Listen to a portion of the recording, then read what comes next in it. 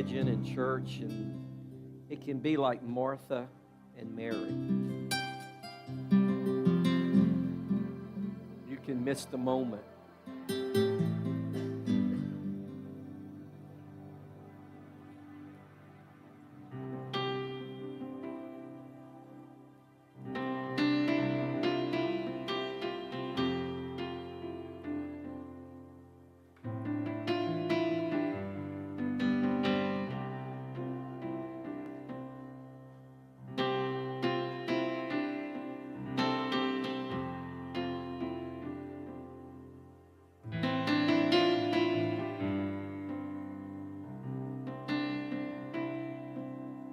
Good to see you, Carissa.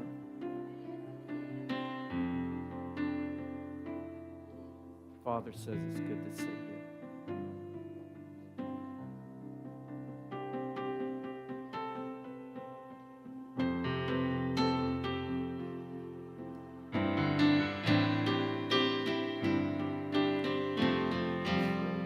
I told Zach something this morning, and I want to say it publicly.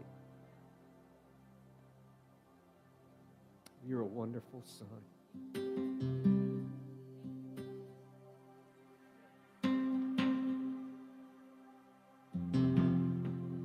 Wonderful son.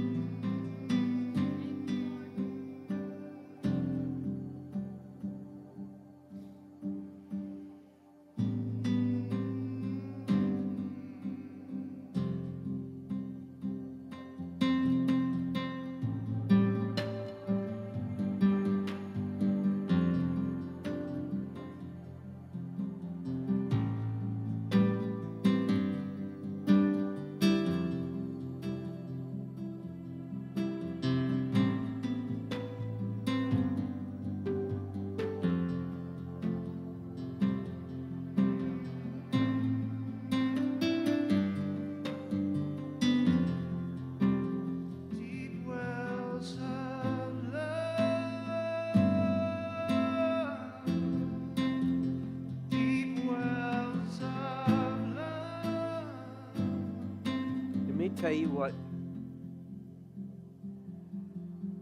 no one is exempt from this.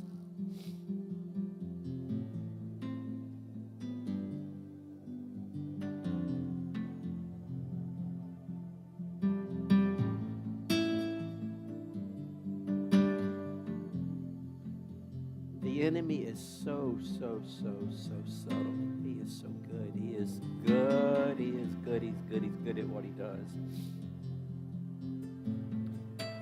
See what you long for internally. You think that careers, possessions, recognition, money, validation. You really honestly think that all these things are legit and they make you. And they do not. You can have them, you can achieve them, and you can attain them. But there's still this little spot inside that knows this did not. You ever been hungry and you got a hankering for something? Is that a word? You know it, and you get up and you go and eat something and not satisfied. Still got it. Can't figure out what it is. Can I tell you, I have found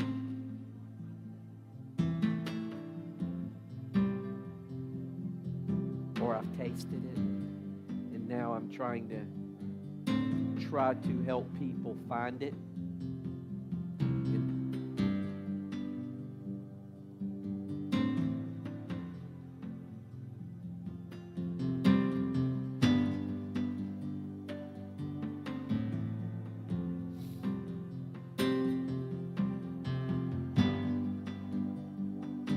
See, you're going to have legitimate, say legitimate. I don't know what the definition of legitimate means, but you're going to have legitimate demands in your life.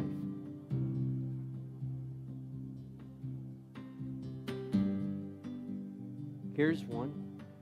I'm going to give to my children what I didn't have. I'm going to provide for my family what my family didn't provide for me. I want my children to experience what I didn't experience. Can I tell you? Oh, what a trap.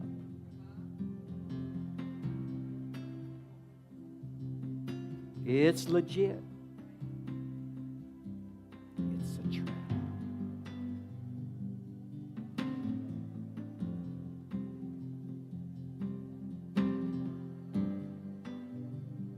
I don't want to be poor like my parents.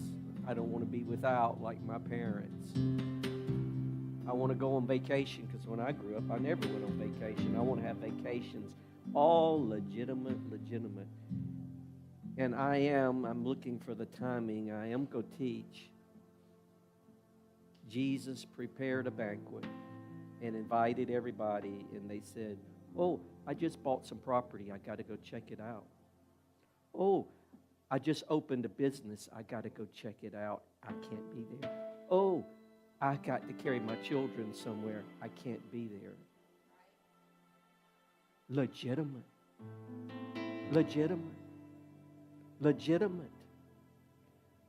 Someone said, my parents died. I got to go bury them. Jesus said, let the dead bury the dead. It wasn't that we don't take care and have legitimate needs. It's the timing that we make the excuse. Listen. When Jesus exposes our excuse, it's going to be the busiest part of our life to define your priorities. I'm going to say that again. The busiest part of your life is when the Lord puts pressure of an invitation, not to shame us, not to make it. It's to reveal to you where my priorities are.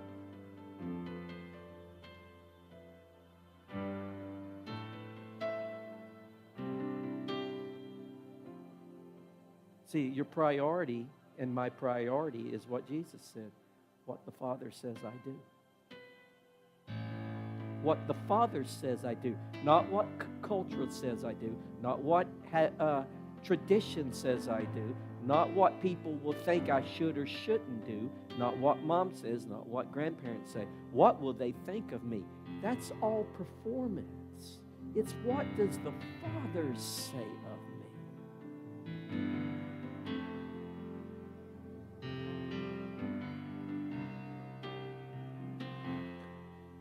I better stop. Not stop, but just go transition.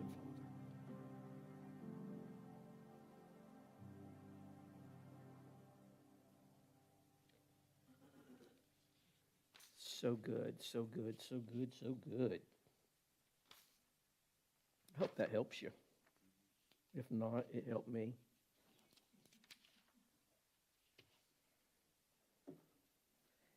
Before we get into this, I got notes in my pocket too. I think I got notes in my pocket. Thought I had notes in my pocket.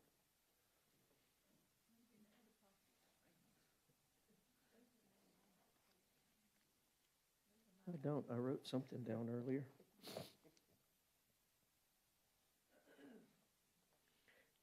I think I told or shared with Lisa. The Lord was working, and I was working on news, weather, and sports, where most of us live, and how to move from news, weather, and sports. Oh.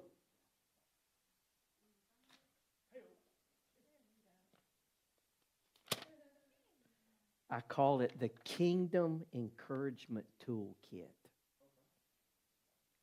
And the Lord says, I want you to see the goal before the dirt. See, when we meet people, we see the dirt before we see the goal. And we see the way they dressed. We do a quick run through of what people have said about them. We do a quick assessment of them, and therefore our mind is full of what we see. I see the tattoos. I see this. I see that. I see the dirt before I see the gold. God says, I want you to see the gold before you see the dirt. That is so good. That is powerful. How do I do that? And this is what He gave me. And this is just brief. It's who can I affirm today? That's their identity. Who can I remind today? That's the truth. And who can I spark today? That's destiny. See, when I want to encounter people and speak to their identity. I want to speak truth about who they are, and I want to spark them into destiny. And we're so entrenched with news, weather, and sports. If you were just to write down, we don't see. How about pausing and saying, I need to pause here and say, Holy Spirit, I need your glasses to see what you see. What do you see? Positive, negative, hurt, pain, trauma. What do you see? And I'm just telling you, most of us don't see what God sees in people. And He wants us to see. So, and I got a couple of other things. I would say by the end of this year, I hope this doesn't sound wrong. I would say by the end of this year, I will probably have more authentic content on agape love than anybody in the United States.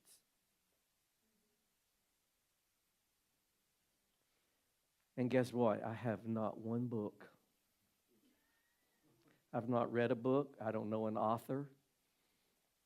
And I don't mean this in a weird way, but by the end, I would probably put most of the material I have now up against anybody. And I'm just saying that's all I'm into is agape. It's the greatest thing on earth. If something is the greatest on earth, don't you think that's important to get into it? It is everything. It is not something. It's not an ingredient. It is everything. Agape love is the hub. It's the center. It's the core of everything God is.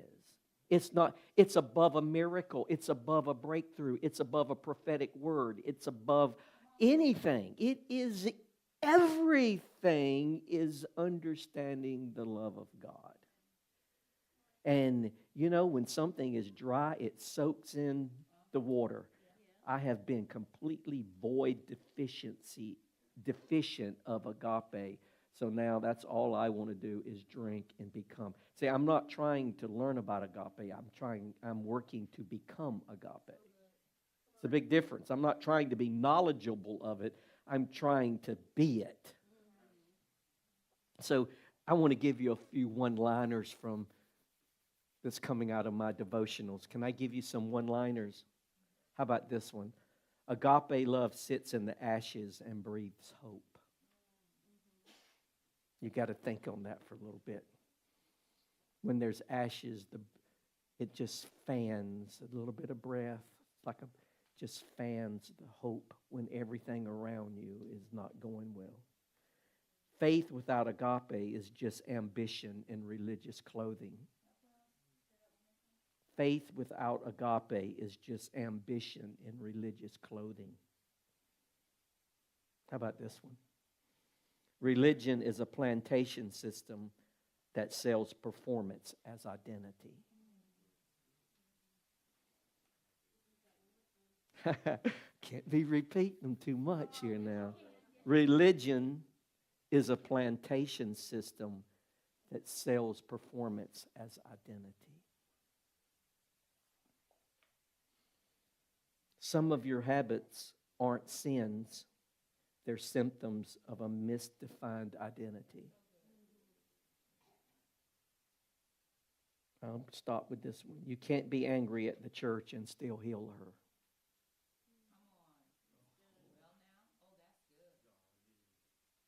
See, I can't be angry at the church and then expect to heal it. Agape covers the multitude of issues.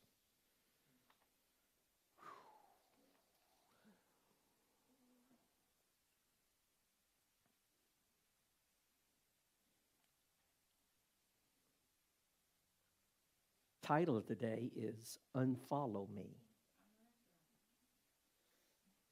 Making it a 2025 social media. You ever unfollowed someone? Well, the title of today's message is Unfollow Me. I'm not who I used to be. See, we unfollow people because there's something about them or their content or something we don't like. Something happened that we want to separate. And see, what I want to tie this in, see,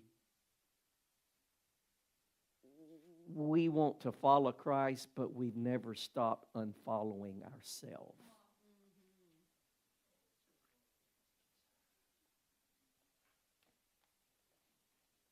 So this isn't about unfollowing someone else. I want to talk to you this morning about unfollowing you. Unfollowing you. See, we've discovered what agape love is. You know, we've been in this 14 weeks. We've discovered what agape love is. And if we're honest, we still feel stuck at the edge. Where am I on this? What does this mean? You know, I kind of look at it's kind of like, you know, you have people that they go to the pool and they just sit in chairs. When you go to a pool, there's a pool and then there's concrete and then there's chairs and there's a fence. Inside that fence, what is the main attraction? The pool. Not the chairs. Not sunbathing. That is a byproduct or a connection place for it to occur. You don't, when you go to the beach, they don't say you don't ever say I'll go to lay out. You say I go to the beach. Why? The beach is the attraction. Listen, we like going to the beach, but so often we never want to get in.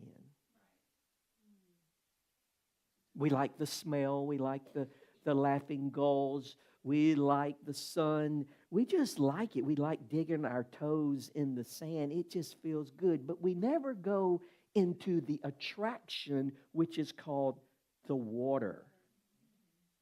I don't know what's out there. I don't know what's in there. I don't know. You know, we have some fear. I don't swim good. There may be an under. There's a lot of issues that we don't deal with. And see, it's like some people sit in the chairs and some people sit in the pool, on the edge of the pool with their feet in the water, splashing water. Some people get in the kiddie pool and sit on the first step. And some people, they're just on the deep end, just cannonballs. And see, this is where you are with the agape. You know, I like going to this, but I don't want to get into agape.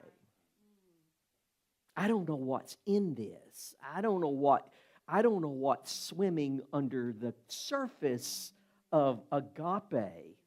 And so we have defined agape. We have been in Revelation. So today this is not a detour from our series, but this is where the portal is for agape to work.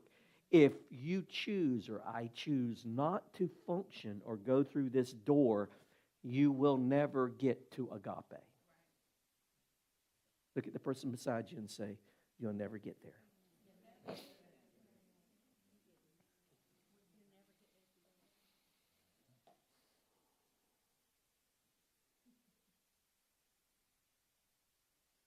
Agape doesn't flow from study. It flows from surrender.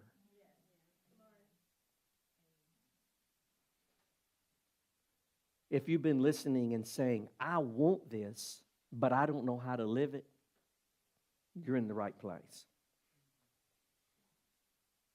Because, see, every moment, every encounter, every person, every situation, every circumstances is an opportunity to learn and grow in agape. It is not what I do here on Sunday. Okay? How many of you have asked for more love, more agape? Let me help you. It will not be answered.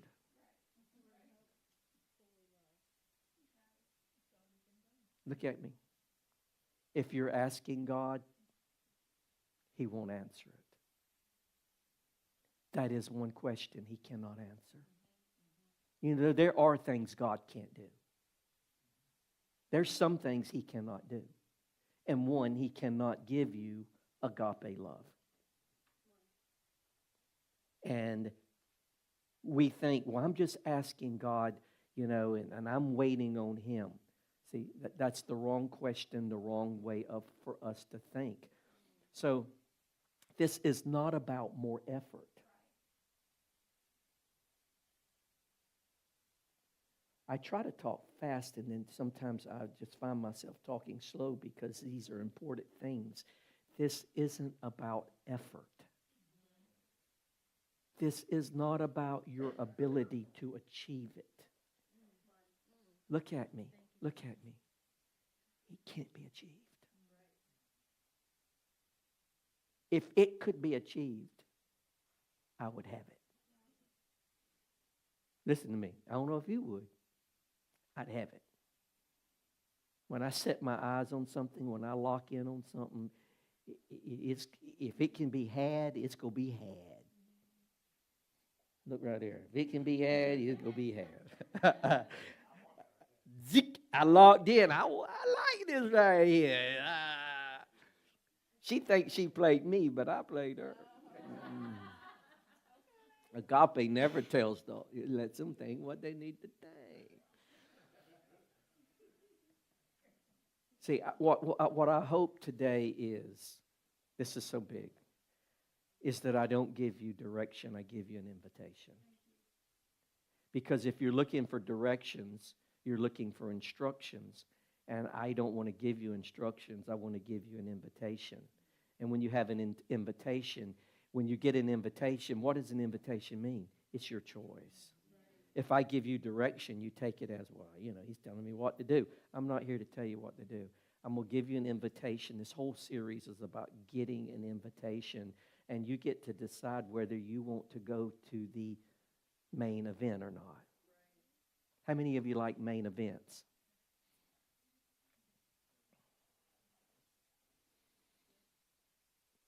Galatians 2:20. My old identity has been co-crucified with Jesus and no longer lives.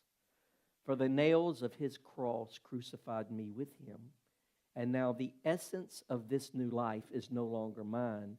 For Jesus, the Anointed One, lives His life through me, and we live in union as one. My new life is empowered by the faith of the Son of God, Jesus, who loves me so much that He gave Himself for me and dispenses His life into mine.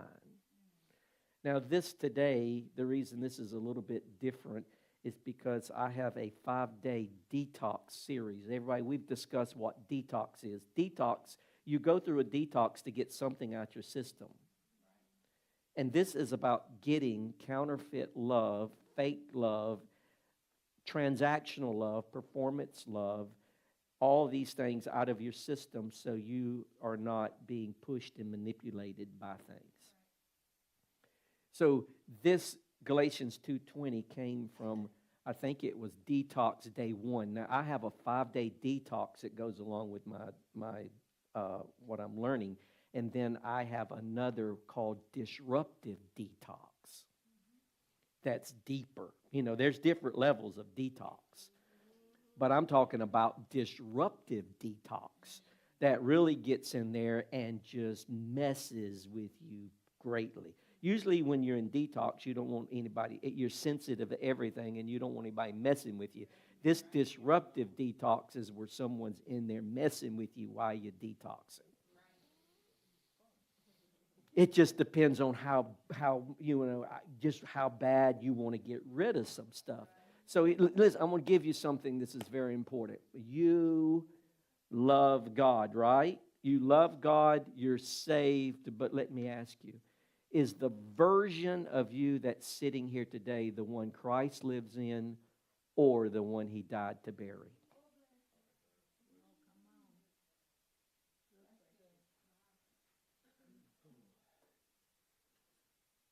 You need me to say that one again? You love God. I do. I'm saved. But let me ask you, is the version of you that's sitting here today the one Christ lives in or the one He died to bury?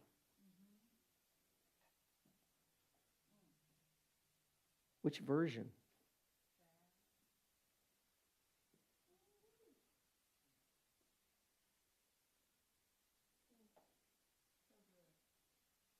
See, this is not about sin management. We're going somewhere. I'm going to talk slowly because I can easily get hyped up, but I don't want you to hype up. I want you to hear it because this is a pivotal point. This is a door for you today. It's called the death gate. This is a door you get to decide to go through or not go through, or you will at one day go through it or not go through it. See, most people admire agape but resist crucifixion.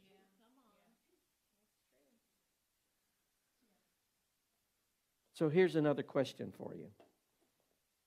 If you were asked, are you in charge of your life, what would you say? Are you in charge of your life? My answer is yes, I'm in charge of your life. So what that means is you're saved, but you're in control. You ever had people to say, yeah, you can drive, but you don't really drive? Turn here, go here, you're going too fast, slow down, what are you doing? Why are you in this lane? I'm not driving.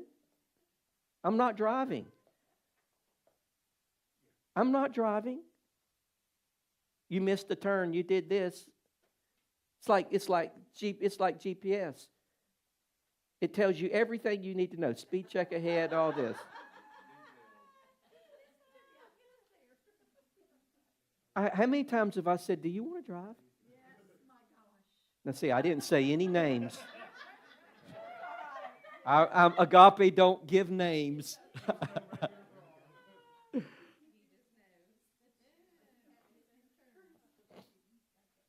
Is that sound, the visuals messing up? The devil is a lie, because I got some good visuals. It's good. If they don't go up, don't worry about it. See, you're driving. See, everybody they want everything God has. They just don't want to pay for it.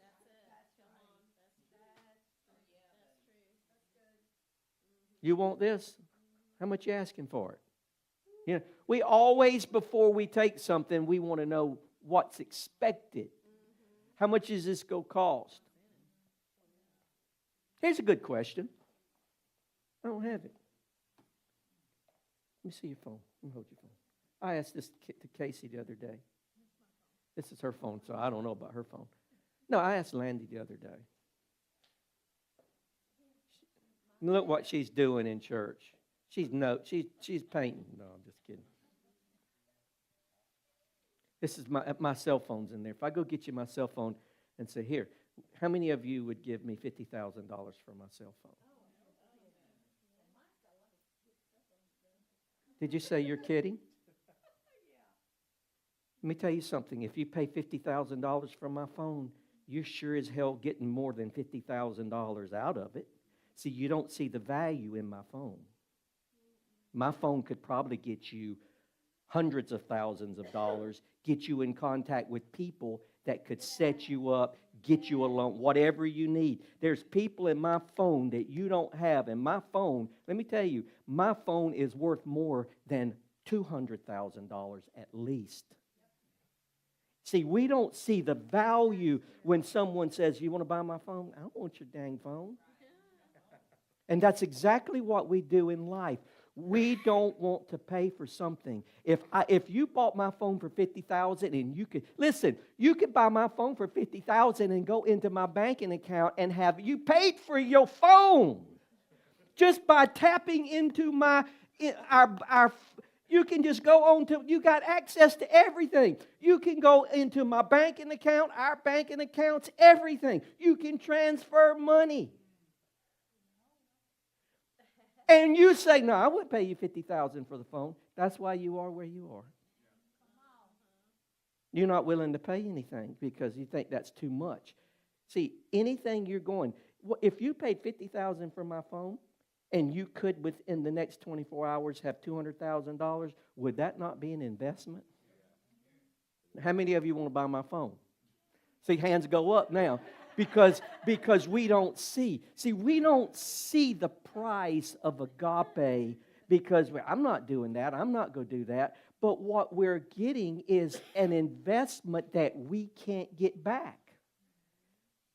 If Elon Musk said, hey, would you want to buy my phone for $1 million? No. What? I will sell something and mortgage something. Yeah, I'll buy your phone for $1 million. The man's worth $290 billion. Do you know what access and contacts and people that you would have access to that you could just hit it and they would pick up the phone as soon as you dial and you say, hey, I need help. How much you need? Yes, it would be worth $1 million, but if you paid $1 million for a phone and then you could make $100 million back in 5 years, would that not be an investment? We don't see. We immediately, our human mind shuts it down and says, that's not worth it. Our human mind says, I'm not going to church, not realizing what we're missing out. I'm not going to prayer, not realizing what we can miss out. Not realizing all the things because we're not living by spirit, we're living by flesh. My phone is not for sale.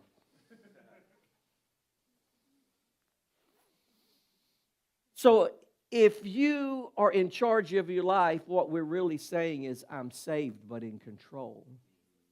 What we're really saying is, I made room for Jesus but not to crucify me.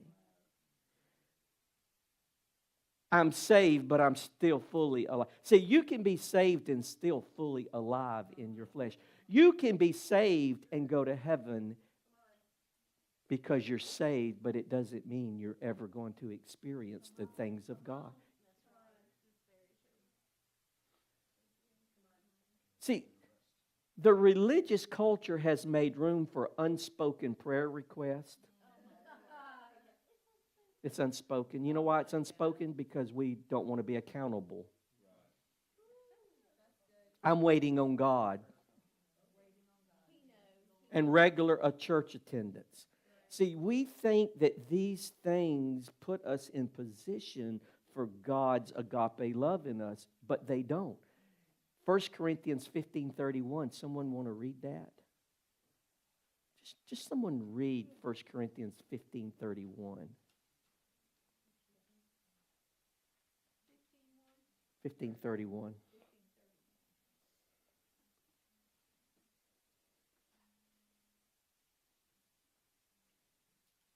First Corinthians 15:31.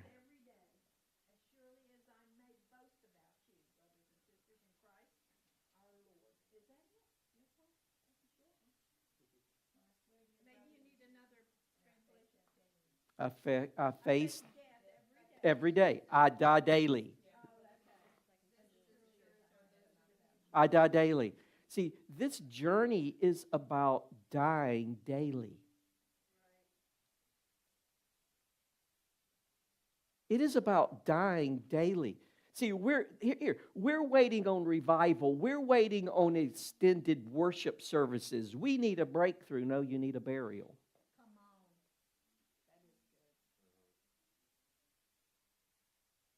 This is so important. This is the pivotal point. This is the change. So let's break down Galatians 2:20. You have that. I'm going to break it down so you can grasp this.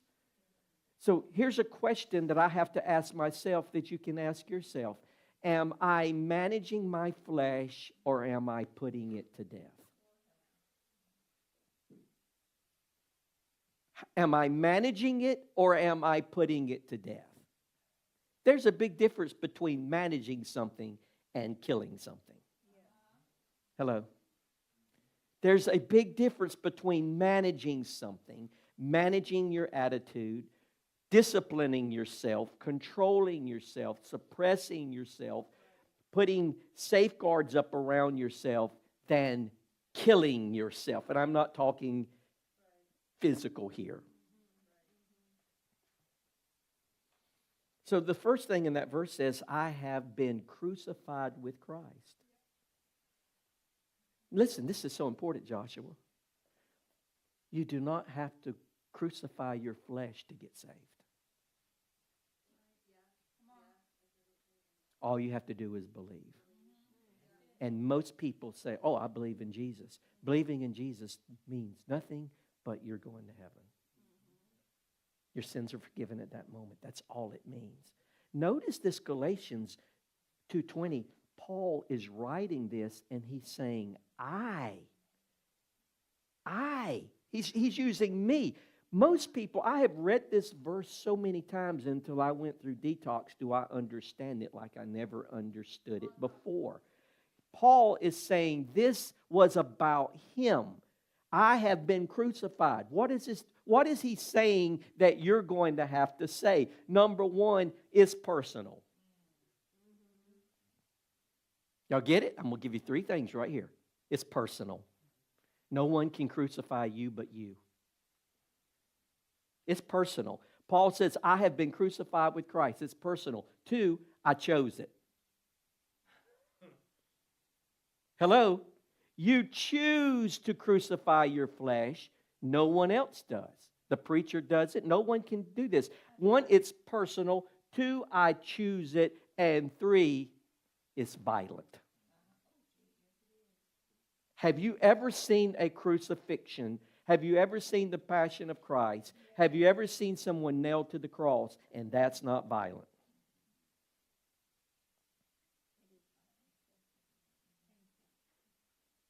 It's going to be a violent, mental, emotional fighting. Because yourself, do you realize, I just got to.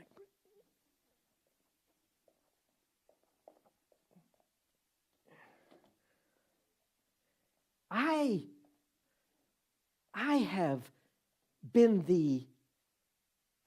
the sculptor, the architect. I have been the painter to I am what I want to be. Now, I can't do anything about my skin color. I can't do anything about some of the genetics. But apart from that, my attitude, my personality, the way I talk, the way I conversate, things that I like, things that I don't like, all positive talk, negative talk, people I hang around, everything. I'm my masterpiece. I'm me. My depression, my ups, my downs, my moodiness, my inflection, my expression. This isn't personality. This is me. I like this. You know, if you didn't like something about you, you change it. There's a little hair right here. You pluck it. There's hair here, you wax it. Everything about you, you have designed it. You can't blame anybody. Every pound you have, you wanted it on there. Every pound you didn't, you got it off. You happy with you. Because anything you're not happy with, we get divorced because we're not happy. We quit jobs because we're not happy. But you ever notice we really don't get unhappy with us? Just deal with me. This is me. Why? I got 56 years invested in this. I got time invested in this. I have comfort invested in this. This is me. And whether you like it or not, it's me. And we don't care if you like it or not. It's me. Deal with me. And we just go through life that way. And we tell Jesus that too.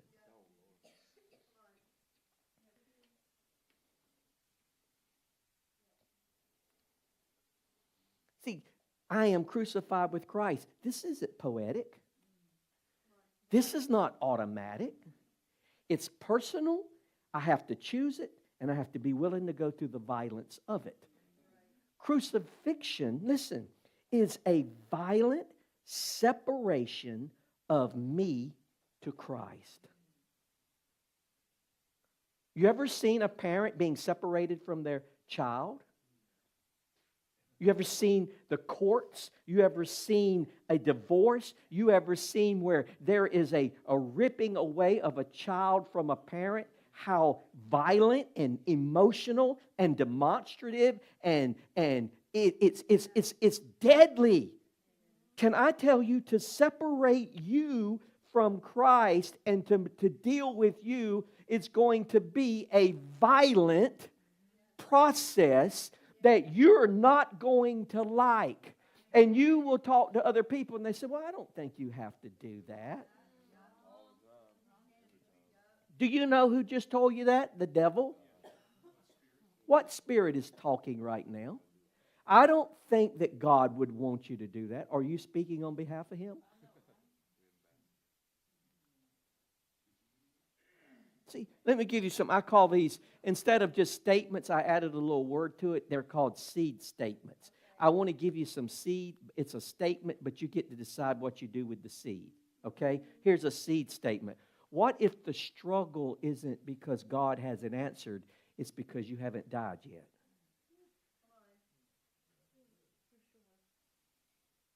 Well, I don't know why God hasn't answered. Well, you can't get the seed to grow until it's in the ground dead. What ground have you been in? Zach, the ground of family. The ground of parents. Diane, the ground of siblings.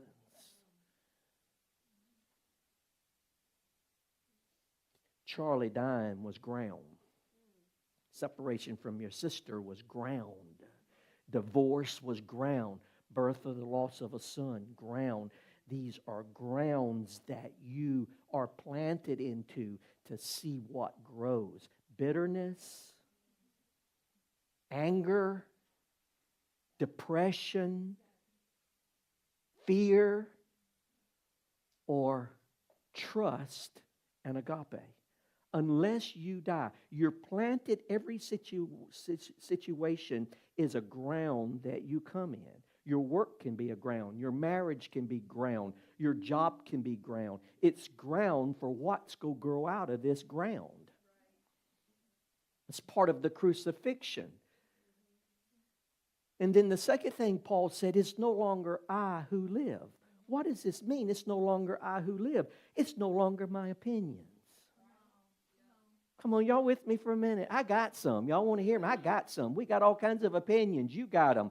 No longer do I am the one living. So therefore, my opinions are not here. My preferences are not here. My likes are not here. My comfort is no longer the run of the show. I no longer live. What does this mean? The first part says, I've been crucified with Christ. I no longer live. How do you have an opinion dead? How do you have feelings dead? How do you have anger when you're supposed to be dead? Hello, I'm talking to us for a moment. You've got to be able to recognize in this process, why do I have these reactions, these moods? When something is dead, that means there should be no life there. And see, we are saved, but we're not dead. You got saved, but you have not chosen to be crucified. So therefore, we want to remain in charge, but we want what God has when what God has can't live unless you dead.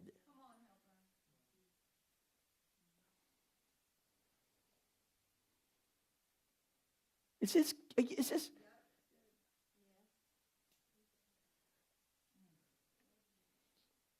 I have to choose not to be right with my wife.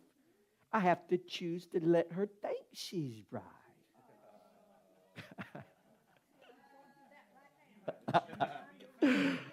You got to choose not to be offended at this moment. What he says doesn't matter. See, this isn't, this, it says it's no longer I who live. What does this mean? This isn't behavior improvement. This is owner transfer.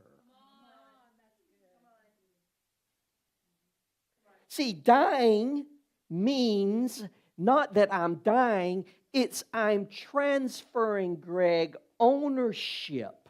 I'm no longer going to be in charge of me because me messes it up. Me gets in the way. Me is all the time doing something crazy. So I'm transferring ownership from me to Him who died for me. Hello.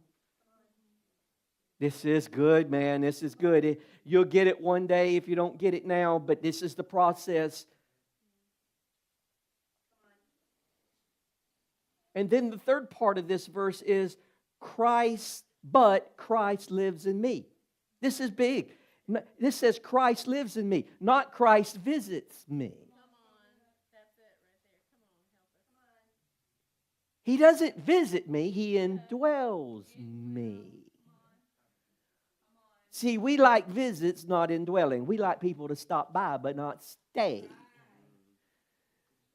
We like for people to let us know they're coming. Don't just show up. Y'all understand what I'm saying? See, we don't want Jesus just to pop up. Like this morning, He just popped up, and I was like, I'm in trouble. I'm in trouble.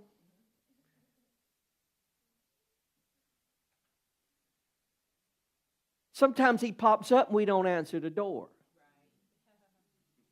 Sometimes He pops up and we ignore it. We screen the time. Because I really have something to do. I don't have time to cry. I don't have time for violence at this moment. I don't have time for a breakdown. I don't have time. I got things to do. Why? Because you are in control.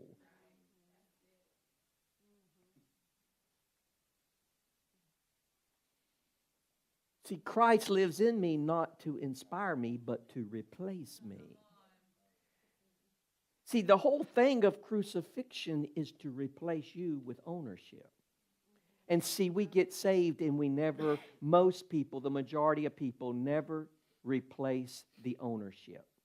It's kind of like buying a house, but you don't get a title transfer. I'm saved, but I'm still me. I'm still got the same attitude. I still will flip you off. I will still tell you to, yeah, this just me. Jesus hadn't done that part of me. No, you aren't dead yet. And listen, this is the serious thing about this in us. We are proud of our flesh instead of being grieved that we're not like Him.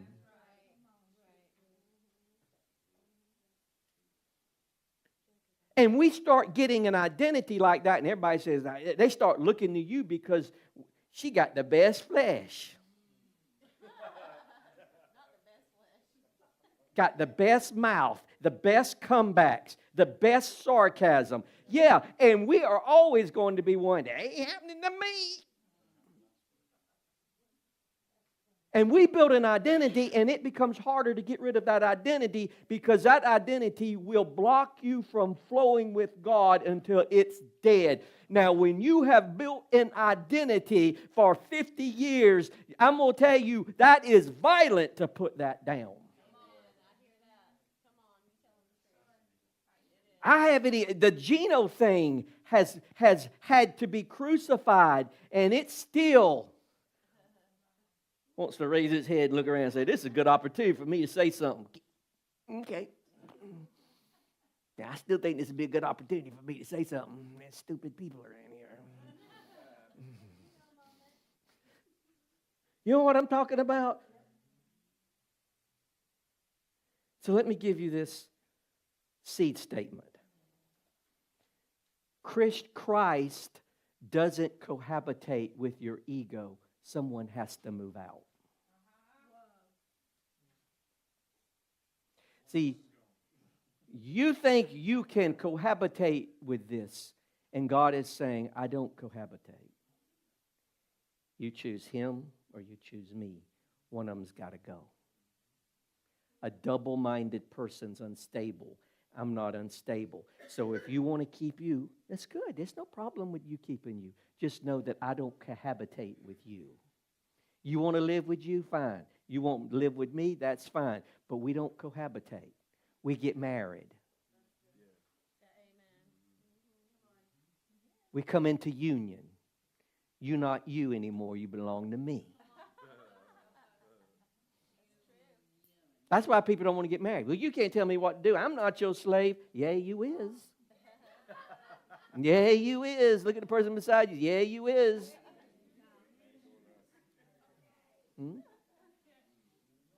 Listen to me. I'm gonna give you a marriage thing. If you want your marriage to work and never get a divorce, say, I'll be your slave. I'm nobody's slave. That's right. That's right. And if you worried about the person mistreating you as a slave, then you shouldn't have married them to begin with.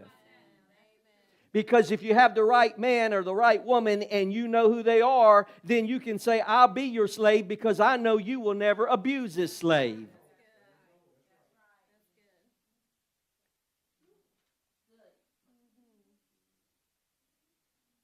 So men, if you're not married, you say, I'm just looking for a slave. Does that bother you? Huh? That bother you? And the women say, well, I'm just looking for a king.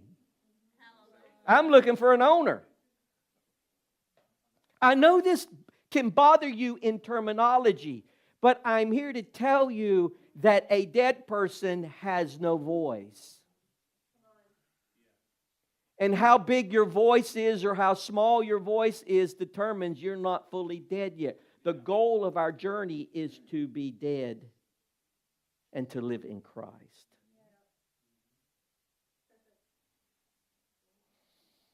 This is my journey now. I have been in charge for a long time. My whole life. I've hurt a lot of people. You have too. You lied. Let me tell you about you. Let me tell you about you. And I'm not going to use any language to enhance it. One, you a dang liar. Because you have lied a lot. You've lied to your spouse. You've lied to your children. You lied to your boss. You've lied to anything. This morning, I got the best excuse from anybody that has ever missed church in my life. It's from Benita. She missed church because someone in her neighborhood, someone's in the hospital, and she had to go take care of meds. I said, that's the best excuse. You're not in church because agape's flowing, not because you're doing your own agenda.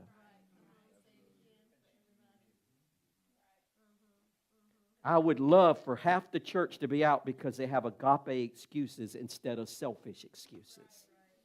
Oh, I got a headache this morning. I got a headache. I don't know. There's something in the back of my throat. I didn't feel good. Oh, I got 100.5 fever. And 5 o'clock tomorrow rolls around and you up going to work feeling the same way. Mm-hmm. Yep. See, I'm not addicted to church. In fact, I don't like church.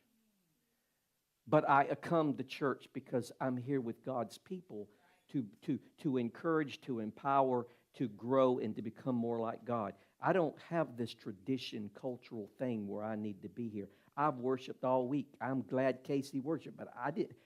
Whether I had him or not didn't change anything. Could you come to church with no music? Could you come to church if you had to bring your own chair? Could you come to church if there was no sound? Just like today, there's nothing. It's blank.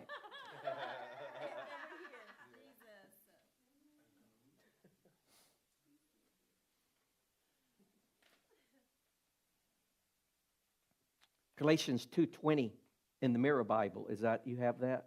Let's read this. Do you have that in your notes? Good, good. Should be in the Mirror, the MB. Now I have discovered, it's not in there? I apologize. It was the technology. Let me read it. Now I have discovered that Christ is infused in me. In my life, for the first time, I am free to be me in my own skin. Immersed in His faith in our joint sonship. He loves me, believes in me, and Jesus is Abba gifts to me. That's it. That's the same verse about dying in Christ and being crucified. You can't be a son until you're crucified. You're not a son when you're saved. That's the trouble. You're a convert when you're saved. Sons have to die. You're not a daughter. You may have the title daughter, but until your flesh dies, you're not a daughter. And you're not a son. Because only when you die can the sonship become yours. Only when Jesus did not become the Son of God, did not become Christ until He died. He was Jesus. Until He resurrected, then everybody became sons. Are you free to be in your own skin? No more shame, no more performing, no more guilt, because He lives. So let's talk, just for a few minutes here, let's talk about what is not crucifixion. Okay? Just some things to help us grasp this. What is it not? Being crucified, as Paul said, I have been crucified with Christ. Being crucified is not being saved. That's the big one. I used to think this verse applied to being saved. When I got saved, I'm crucified with Christ. No, when you're saved, you're not crucified with Christ. You're saved. You got an invitation to the death gate, to the crucifixion, but you're not there being saved. What is not crucifixion? Attending church. That is not salvation. Being less carnal is not crucifixion. Disciplines is not crucifixion. Suppression, control, keeping everything balanced, that is not crucifixion. Going through hard times is not crucifixion. Behavior modification is not crucifixion.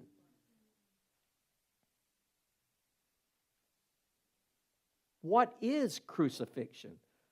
Voluntary spiritual execution. What is crucifixion? Exposing your false sources, your sources of comfort. What is crucifixion? Dismantling self-protection. Come on, let's talk just for a minute. Y'all, we all have self-protection. And when we know that we're going to be exposed, we will not go there. When we know we could be exposed, we will get away from that conversation. I remember we were at Casey's one night, and a neighbor, now you know you in the country, the neighbor saw Casey with a fire, and he said, "You want some wood?" And he said, "Yeah." And he took a door out the house and threw it out, and he said, "Burn the door." So Casey goes and grabs the door, and they throws a door on the bonfire. There's actually an interior door on the bonfire burning. Zach's about 40 foot from everybody. Because you can smell unnatural wood burning. It's glue, it's lead, it's probably from China, so it's probably got Wuhan stuff in it. It's not a good door. I mean, Zach was, I'm not coming around and I don't want to breathe any of that stuff in. And that's what people do. They can smell flesh dying, and I don't want to be around that.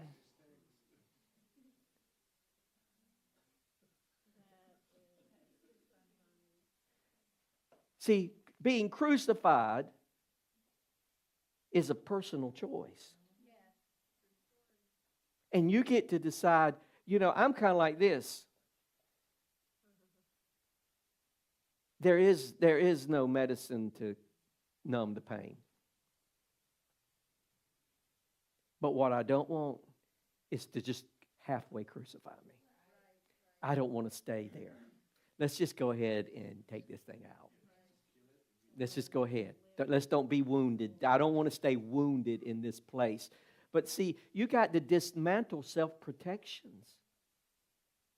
You've got to be able to know someone is just not the best person that you have been able to read, and know that you've got to love them and hug them even though they may kiss you on the cheek and betray you. You can't hurt me. Now think about how many people you know that can't hurt you and how many people you know that you feel that can hurt you. When you get secure in God, you can't hurt me. Let's use this in racial terms. How many things that are said and done that hurts black people or Hispanic people or people of color? If you don't get chose for a job, if the government, they say they're going to take this away. If you call me this word, you have not died yet. Now, don't take that wrong. You have not died. How can a word hurt you? I'm not saying we don't feel the hurt of the word. I'm saying it cannot disable me.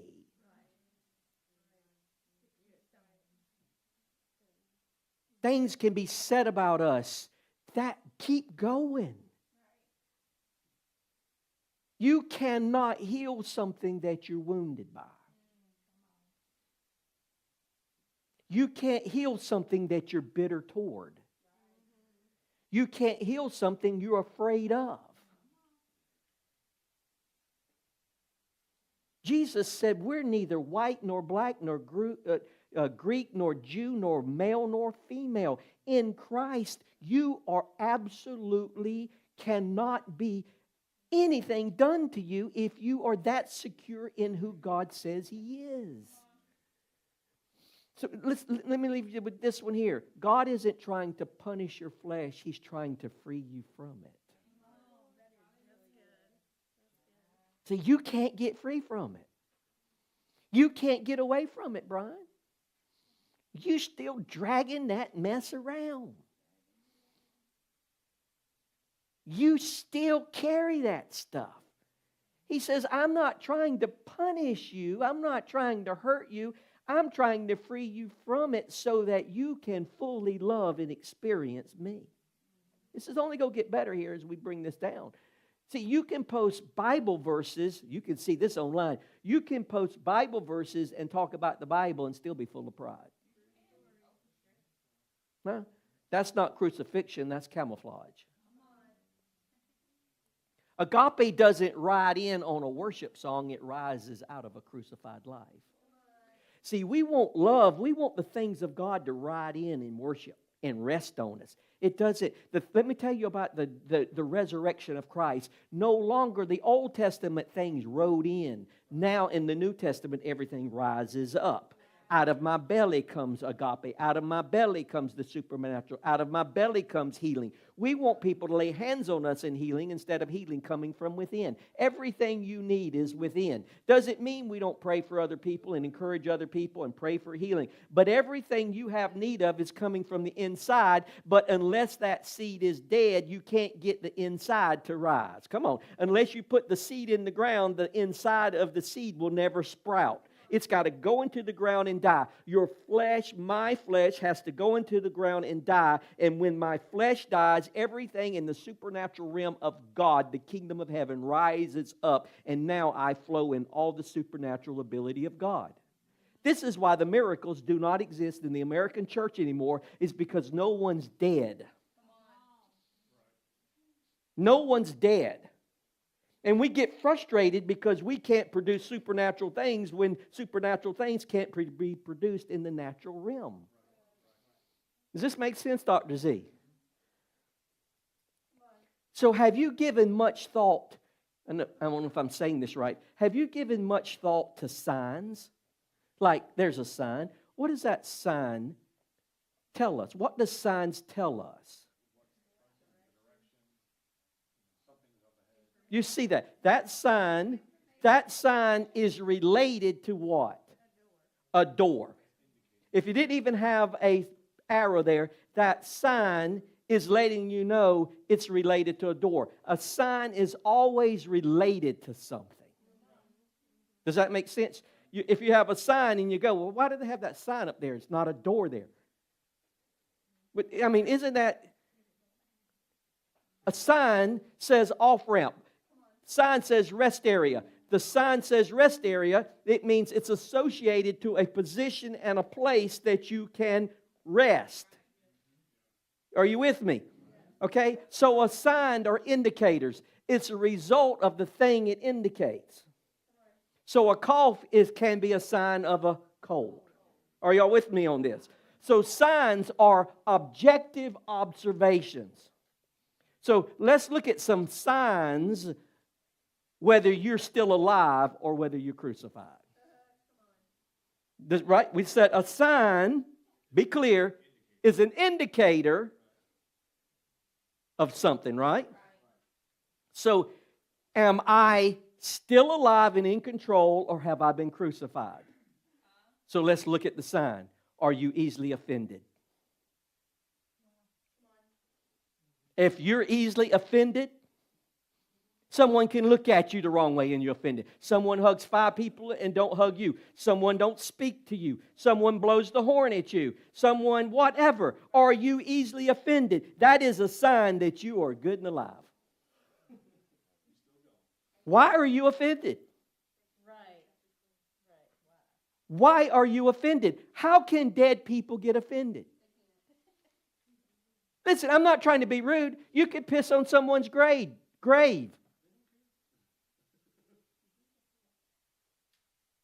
That's dishonorable. They're dead. I've never seen anybody come out of the grave and said, I heard you, you did this, I saw you do this. If you're dead, you're dead. So how can you be offended if you're dead?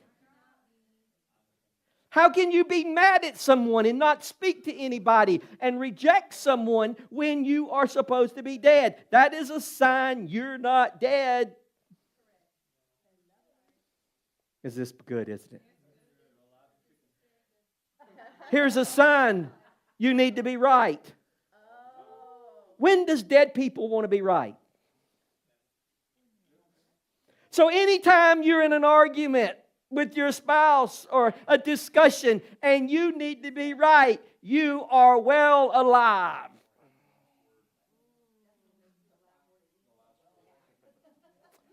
Sign. You really are performing, texting, posting, and doing things for affirmation. When does dead people want affirmation? This is good, isn't it, Dr. Z? Signs. Signs. You avoid discomfort. You avoid confrontation. It's a sign you are alive, and it's called self-preservation and protection. I'm emotionally led and not spirit-led. It's a sign.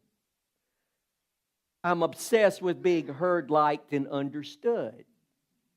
That's a sign that you are still alive. Now, I don't have time to give you a bunch of them. That's just a few of them. It gets you thinking that when you're doing certain things, what is this a sign of? What kind of signs am I displaying? So signs you're being crucified. You obey without applause. Signs you're being crucified. You serve when no one sees it and you don't tell anybody. Signs you're being crucified. You surrender your opinions. You heard that, didn't you, Bertha? You heard that? It coming from the back there. Don't worry about it. Just you didn't hear it. Signs you're being crucified. You respond with Christ, not control. Signs you're crucified. You respond from Christ, not your history. Oh, y'all know. Y'all not saying anything. How much of us respond out of our history because I've been treated like this once. There ain't nobody ever going to treat me like this again. You are dead in the flesh. Not dead, but you are operating full flesh. No one's going to treat me like this again. No one's going. You are in the ground. This is an opportunity for you to reveal the agape Christ-like love. I've been here before, and I grew, and I'm going to be here again, and I'm going to grow some more branches, but I am not going to let my history decide what I do at this moment.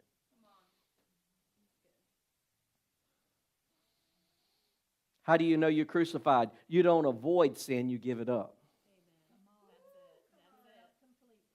See, we don't want to give up sin. We want to avoid it. We want to juggle it. But when you understand what crucified means, you give it up. See, when you're dead to self, no one can manipulate you. Have you ever tried to manipulate a dead person? Have you ever tried to have a conversation with a dead person and the dead person? I hope he didn't talk back or she didn't talk back to you. Have you ever had a actual dialogue with the dead person? It doesn't really work. You're unshakable and unoffendable when you're dead. It is good, Lisa.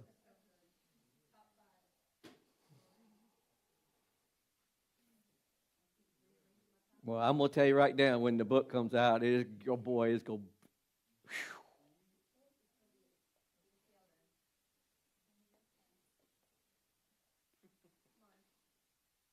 Here's the thing. Catch this, Heather. I asked how many of you pray for more love, more agape. We all raise our hands. I've done it 1,000 times. I've done it to have patience. I have all of these things. But guess what? Agape cannot and does not flow unless you're dead. Your flesh blocks it because it's not human. It's superhuman. It's God. Does that mean you can't wish, pray, or hope for agape love? You must choose to die so Christ's nature rises in you. See, we're not talking about a mixture here. We're talking about no Heather at all. Don't talk. Don't add to. Don't put your, I think. Keep your opinion. Can we do anything without some type of our touch to God's stuff? We mess it up.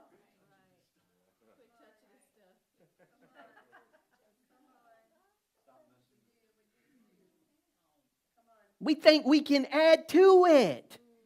We think we can make it better. See, agape isn't hard. Listen, this is good. I want to write this. Agape isn't hard. It's impossible unless you're dead. It's impossible. You can't do it. And this is the thing. You get to the place where I cannot do this. I can't. I have tried. And when I'm trying and they don't see I'm trying, I get mad because they don't see I'm trying. I'm trying. I'm trying to love you. You won't. This isn't working. And does this seem like agape to you? No. I am trying, and the more I try, it doesn't work because you're not getting that I'm really trying here. So, you're just not seeing my love when it's not love. It's not love. It's not love. It's human love. It's counterfeit love. It's not agape love. See, most people admire agape, they just don't want to embody it. See, this isn't about shame, it's about surrender. It's about yielding. It's about trusting. It's time to crucify what's been killing your capacity to love others like Christ. That is, just think about it for a minute. My opinions don't matter. They do to me. We always want to give people an opinion. We always want to, I don't think they should do this. We always want to be involved in God tells us to do something. Well, I don't think they deserve my money. I don't think they deserve a gift. I don't think they... When you have dirt standing in front of you, why do I want to give them gold when I see dirt? Why do I want to call out their greatness when they're really lazy? And you know they're lazy. But inside of them is gold. Your flesh says, I am not going to validate your gold. I'm going to continue to pick at your flesh because it bothers me. Yo, come on. So question is, what do I still rely on to feel valuable outside of Christ? Is my identity rooted in what I've done, what's been done to me, or what He finished? What area of my life do I still defend, protect, or justify that needs to die? When's the last time I let Holy Spirit pierce my pride without explaining it away? You don't grow in agape, you die into it. You don't grow it. You die. The more you die, the more agape.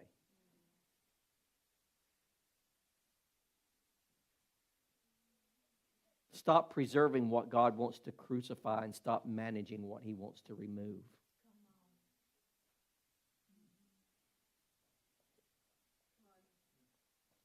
So this is who I am. Maybe you need to go home and look in the mirror. What is it? See, you cannot... See, we want to present me to others because we've worked so hard.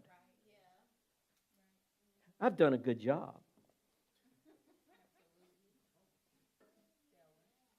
You just look in the mirror. I mean, you need to go home and look in the mirror. Honestly, you need to break it out, sit in a chair, and you need to spend time in front of this mirror and say, what about this? How much of this? Now, let's do this now. How much of this is really God?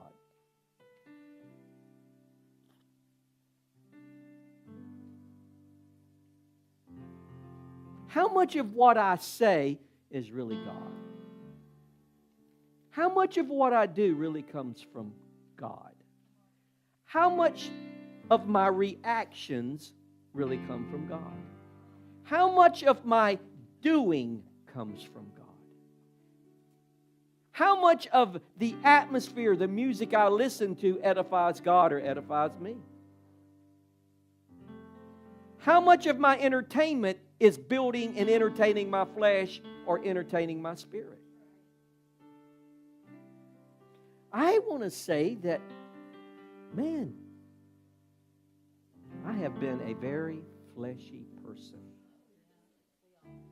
And I told Zach something a couple of weeks ago. Tuesday night's prayer have been really good, very intimate times.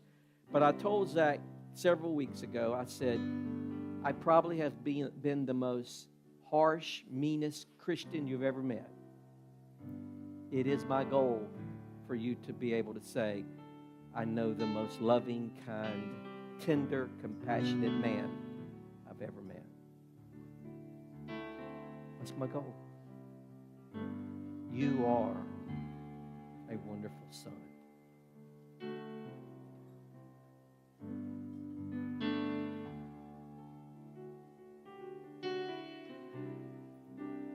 So today you're at a doorway. It's called Death Gate. You've got to unfollow you. Have you ever liked someone and you follow them and they're influencers, but to unfollow them? No, I want to keep up with what they got to say. I like them. See, you like you so much you're not willing to unfollow you. You like you. You like you. I like me. But when you compare it to Christ, I don't like me. So I want to leave you with Galatians 2:20. Paul, this was not a mandate. This was not a requirement. This is not beating anyone up. What I'm saying to you is, you will not go into this place that God has. You will not find rest. You will not find the promised land. you will not find this supernatural dwelling place of rest with your flesh alive. You can't cross the door. The door, the key to the doorway is death. That's the key. You're the key that fits into the lock that unlocks the door. And so many people will stand on the outer side. Wonder what it's like in there. I'm not going in that door. Yep. Let me tell you, for the black folks here, you're going to have to act a little white. You know how in the horror movies, it's only those little blonde white girls that want to go out with a flashlight in the woods. Who's out there? Who's out there? No, I ain't going. No. I don't know why that stereotype's in the movies. I'm like, what are you doing out there? You don't never go outside anyway, and you're out there. Hello, hello, hello. Listen, we all got to say, we got to push the door open. Hello. And you hear a voice, I see dead people.